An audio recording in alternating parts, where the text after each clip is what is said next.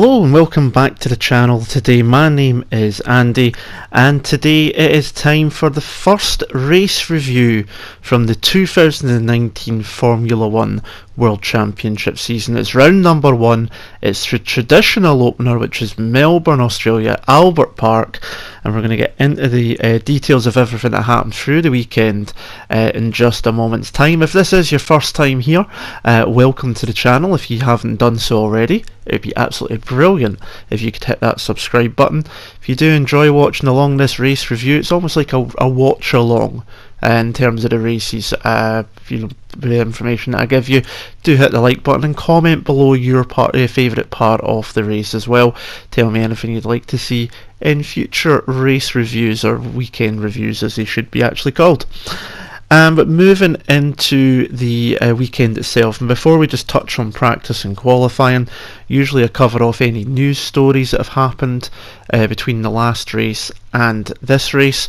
Obviously, if you want to see that, click the corner icon, you'll be able to see my last video, which was my season preview, so you got all the details of all the rule changes in there. But on the eve of the Grand Prix, the big news, which everybody's seen, the really sad news as well, was the passing of the race director and FIA safety delegate Charlie Whiting at the age of 66 on the eve of the Grand Prix. Charlie was a big figure in the paddock. One of the favourite phrases in the paddock was "Ask Charlie," because he has done everything. He'd done race director, he started the race, he was judge, jury, executioner, police, he was everything, and yet he was still so respected by all the drivers and team personnel alike, and his loss will be a huge one to the paddock. His job that he'd done was so all-encompassing that it will take more than one person to fill the roles that he did, and unfortunately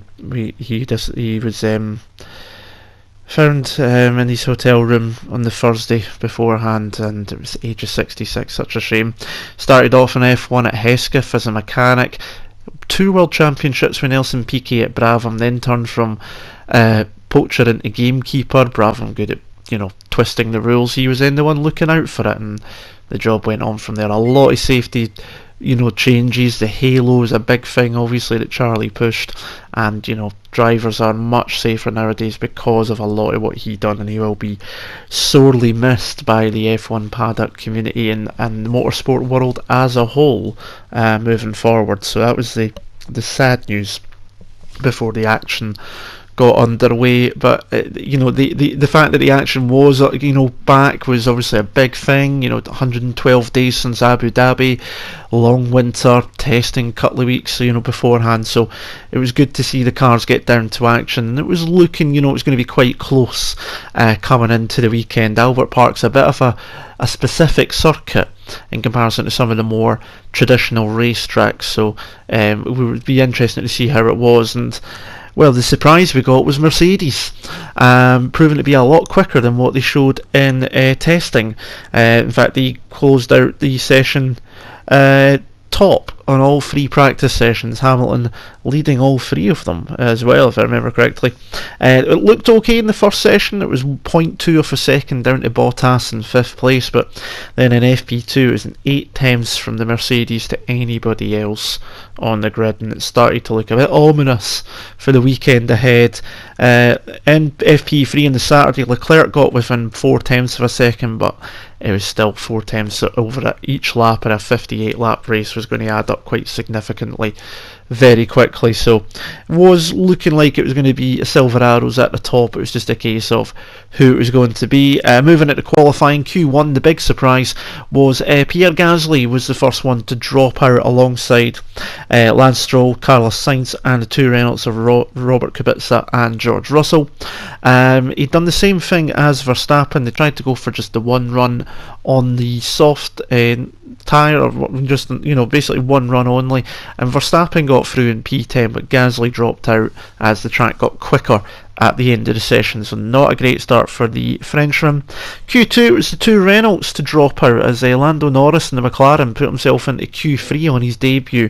Great stuff there for the teenager. I keep forgetting he's still just a teenager as well, which is amazing. But both Renaults out. Disappointment for the home fans, obviously, with Daniel Ricciardo making his debut for the French manufacturer. Also in that session, though, we've seen Alexander Albon, debutant Thai driver for Toro Rosso, out-qualifying the returning Daniel Kvyat as well, so that was a good start for him too. But those two Toro Rossos, the two Renaults, both dropped out of the session. Sergio Perez managed to get himself through into Q3, would qualify in 10th. Raikkonen was up there as well, he was in 8th. Norris took 9th, the two Haases ahead of him. But up the top, Hamilton with a cracking final lap to take pole position, new track record as well, just a 10th clear of Bottas, but 7 tenths clear of Sebastian Vettel in 3rd.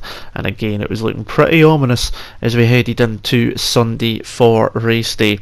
Now the race itself, well, we didn't quite get the start we expected, did we? Bottas got an absolute blinder off a start off the line, jumped Hamilton in turn 1 and was through and into the lead of the race, and it was a race lead that he didn't really lose apart from the pit stop phase for a short time, as he basically ran away and hid during this race. Such was the dominance from the Finn. He came back much revigorated from the winter session. I mentioned in the season previews, a big year for Valtteri, no wins last year, Esteban Ocon sitting in the wings, and he ended up doing exactly what he needed to do in this race. Leclerc looked like he was going to squeeze around the outside of his teammate Vettel into turn 1, but was unable to do so. The two Ferraris came so close to touch, and it would have punctured Vettel's left rear. It would have took the wing off of Leclerc's car, so they were so close to having contact, and they got away with it. It allowed Verstappen to hold on to 4th place because he was losing out on that to Leclerc. The big bit that everybody did notice at the start was poor Daniel Ricciardo. Debut in the Renault, as I say, starting from 12th on the grid, and he looked like he'd got a decent start. Sergio Perez just made a small drink to the right, and obviously at that speed your reactions, you're going to obviously make a change. There was room, but Daniel put 2 wheels on the grass, and he would normally have been fine if it wasn't for the fact that it was just a small service path for the mechanics when they pulled the trolleys back into the garage. Hit that, it meant the wing went lower, dug into the grass when it came back to the grass a short bit later, ripped the front wing off that Renault, and well, that was pretty much the end of his race there. And then someone had a sign saying Ricciardo needs no wings. Well, I certainly needed that one, and it kind of ruined his race straight away. Another one to lose the front wing on the first lap was also Robert Kubica as well. Contact further down the field cost the pole his front wing, and it was going to be a hard race regardless for Williams, and that just made it even worse for the returning Kubica. In the early stages, there was not much going on. Gasly unable to make any moves through the field. You do wonder if that had been Verstappen in the same situation, he would have found a way to make his way up through the field. We've seen him do it quite a bit last year as well. He was stuck behind Kvyat as well, which was quite interesting. P16 with Kvyat in 15th, and when you consider that Kvyat obviously got demoted from Red Bull and then sacked from Toro Rosso a couple of years ago to come back, it was quite a bit ironic in my opinion. Up front, Bottas was setting fastest lap after fastest lap, pulled 3 or 4 seconds clear of Hamilton, but then it started to increase quite rapidly moving forwards, and we'll come on to that later on as well. Leclerc went across the grass on lap 9, but he managed to avoid any damage, but dropped him from being right behind Verstappen to 5 seconds down, and that wasn't a great for the Monaco driver. He had a spin in practice, couple of off-track excursions during the weekend.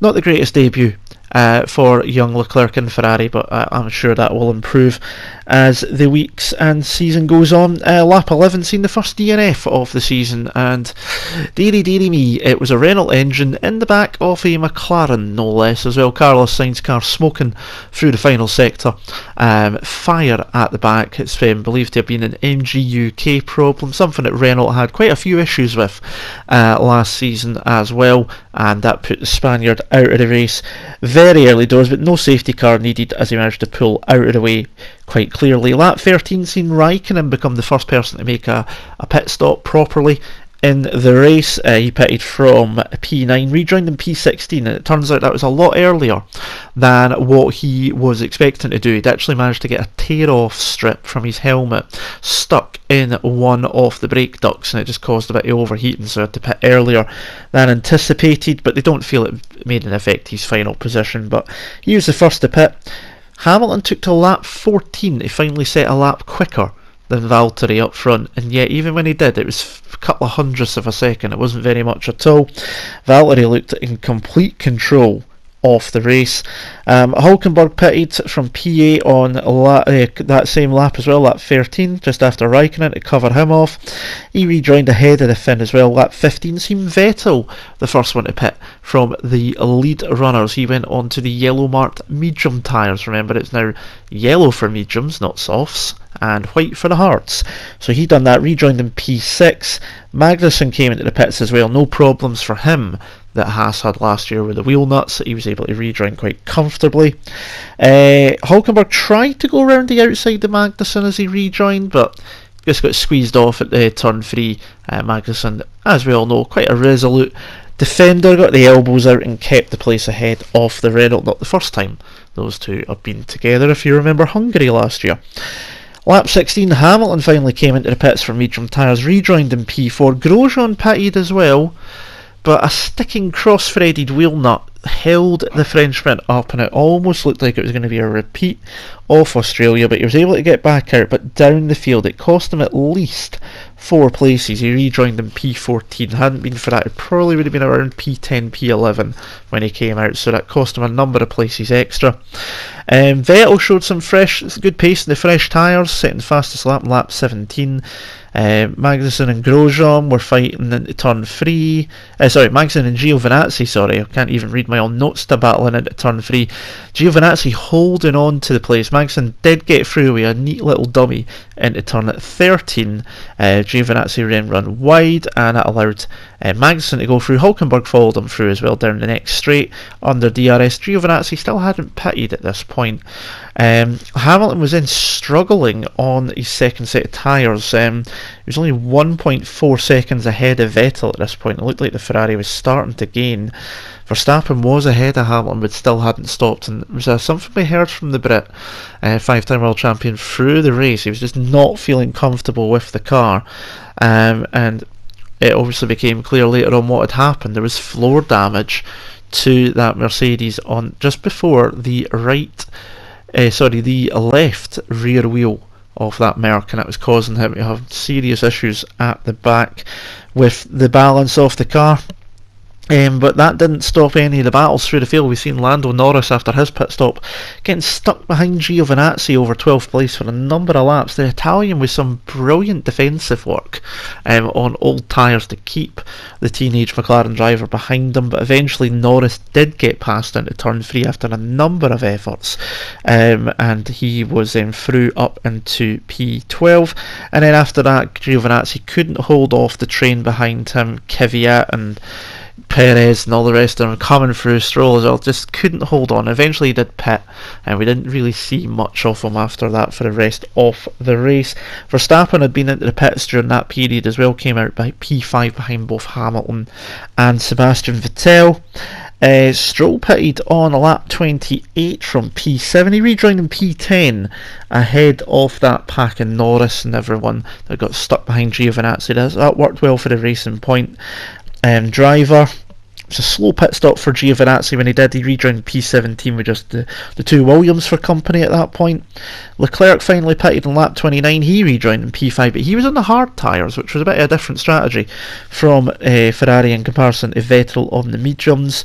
And then on lap 30 we've seen Verstappen starting to close up to the back of Vettel's Ferrari, getting really, really close. And then the following lap, under DRS down towards turn 3, much better exit out of 1 and 2, and got past into turn 3 around the Ferrari. That was the Red Bull up into what was then P3, and that would end up staying that way for him until the end of the race. But it looked like for a moment later on that he might close up to Hamilton for P2. Further down though, in that same lap, Ricciardo retired from the race. Obviously the issue in the start caused him to have a right down the field, and they seemed like they maybe had a little bit of an issue with some description. They decided to play it safe, which is a bit worrying if it might be anything to do with the engine. Of course, they're limited to what sort of how many components they allowed in each of the engines. And on the same lap, we lost Grosjean from the race as well. That left front wheel eventually broke free. It took 16 laps, but the cross-threading on it eventually broke, and the wheel came off, and that was the Haas out of the race again. And another Australian Grand Prix with no points for the Frenchman, and he'll be hoping to not go all the way to Austria this time before he scores any, I'm sure. Verstappen was now on the back of Hamilton, who was still complaining of having no rear grip, but just round Albert Park, not many places for overtaking, really tricky. Cars were able to follow each other closer, which was good, but just nowhere to really go past. Kvyat tried to make a move on Lance Stroll for P10 what was P10 at that point, but outbraked himself into turn 3, ended up into the gravel. Gasly had not pitted by this point, he'd been in P6, but came out ahead of Kvyat after he was recovered from messing up his overtake on Stroll, but Kvyat went right past him down into turn 3 under DRS and took the place back and pushed the Frenchman back down to 11th place. Where are we? Here we go. So Leclerc was this point as well now. We're on to about lap 44, and Leclerc was now closing in on Vettel, starting to close up to the German, and for me, he asked the team, can I overtake? And they said, no, hold position, keep a distance, save the tyres. It's believed that Vettel was struggling on the mediums, but Ferraris had no pace. You heard Vettel on the radio at one point saying, why are we so slow? And the team went, we don't know.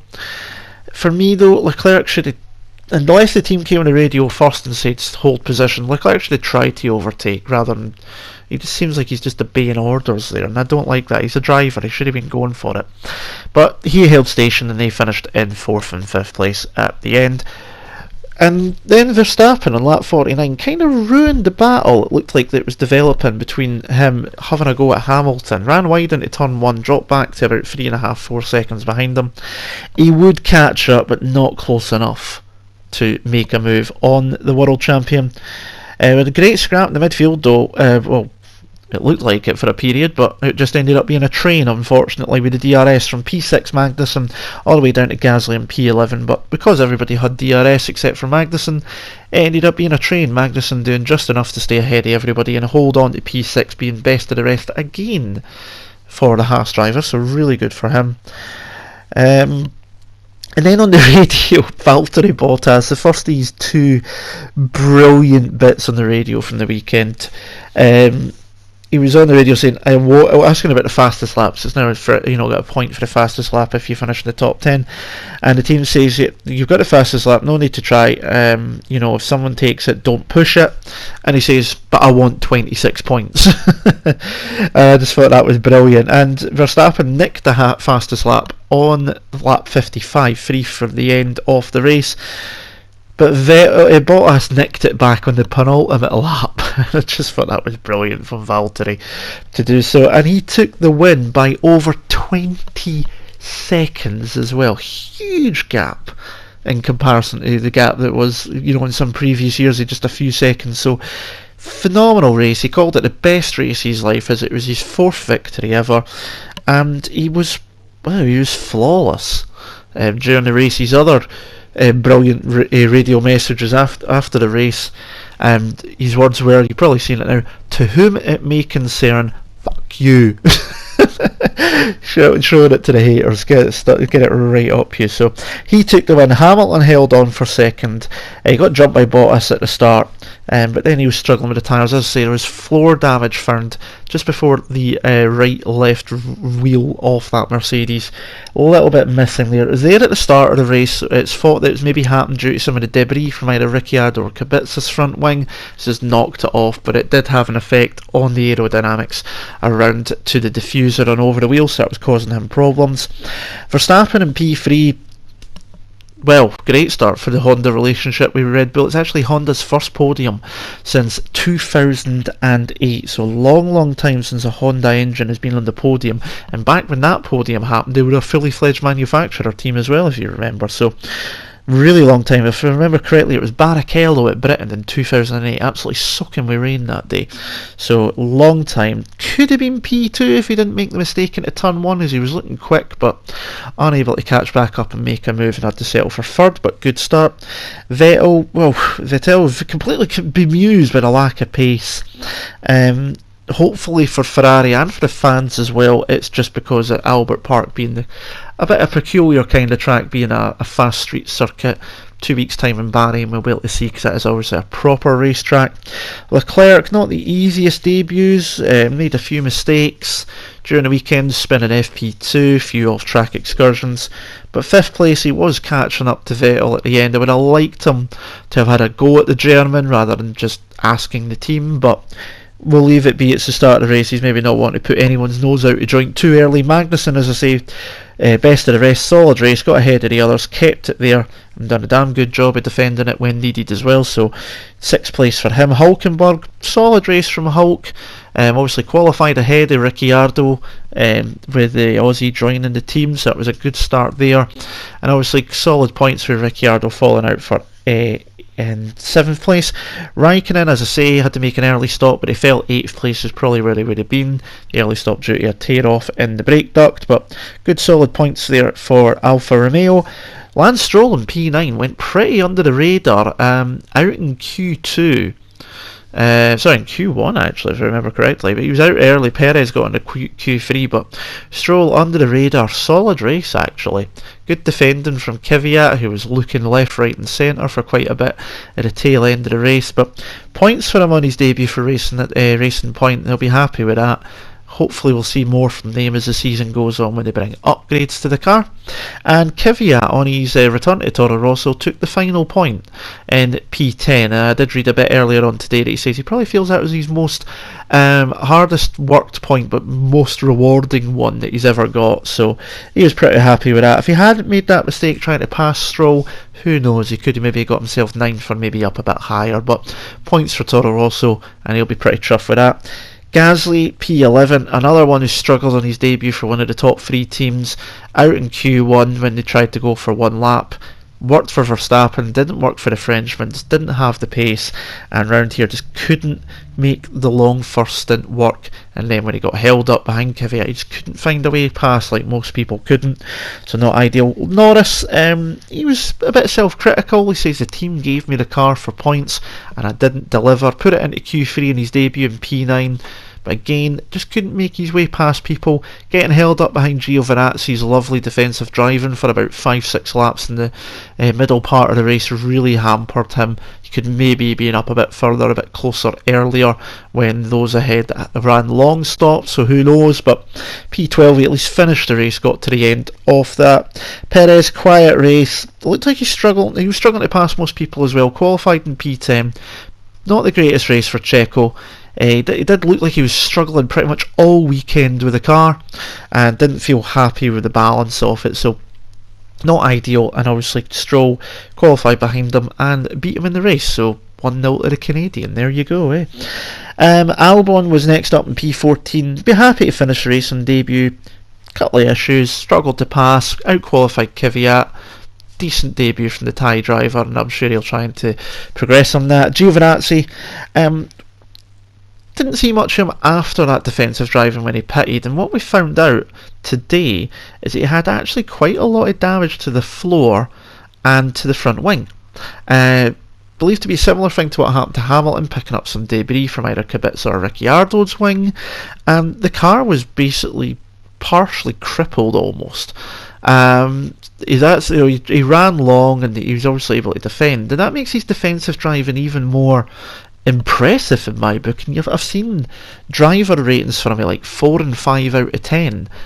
No, with that defensive driving, with the car in that state, that's at least a 7, if not more. You know, he's done really, really well, put his car right where it needed to be, and if he can do that with some more pace in later races, could be a good season for him. He needs to show that he is the driver that people have expected from him. So I liked what I've seen there from him, and finding out the issues makes it more impressive for me.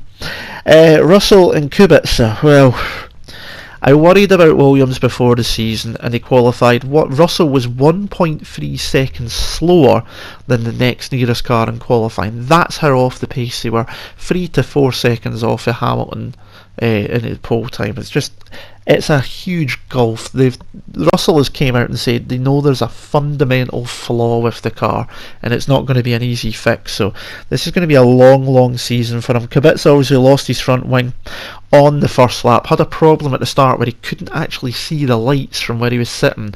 The higher rear wing of Sainz's car in front meant it was actually obscuring it slightly, and then he lost one of his wing mirrors as well, so that didn't help him either. But yeah, 17th and 18th for him. It's going to 17th and 18th for the 16th and 17th. Sorry, I'm being stupid.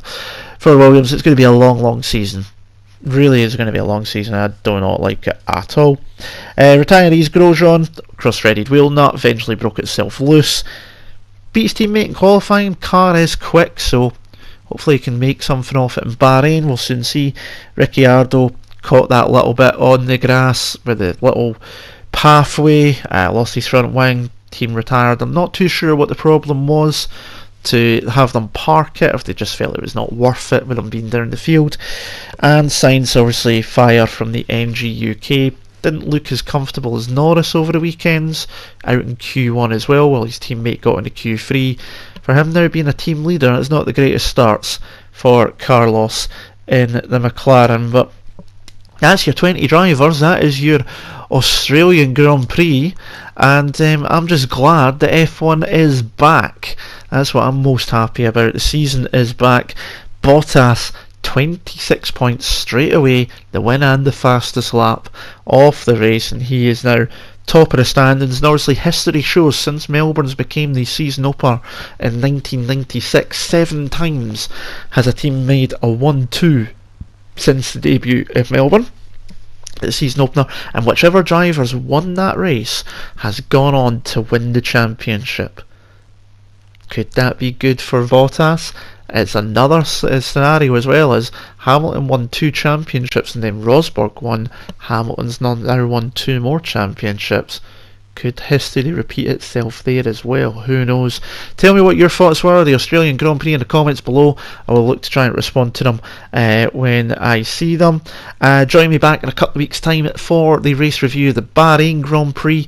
A wee bit more of a sociable hour for us here in the UK to watch, rather than 5:30, 6 in the morning. Means I don't need to at least record it, because there's no way I was getting up for that. I struggle to sleep as it is, so I had to record it and watch it back. But Bahrain, much better time to watch, so look out for the race review either on Sunday night or on Monday, depending when I get a chance. Possibly Sunday night, because my AOR commentaries are finishing up next week, so I should have time to do it on Sunday, so here goes. But hit subscribe, hit like, comment below, and until next time, thank you very much for joining, and until the next video, I'll see you again soon. Ta-ra.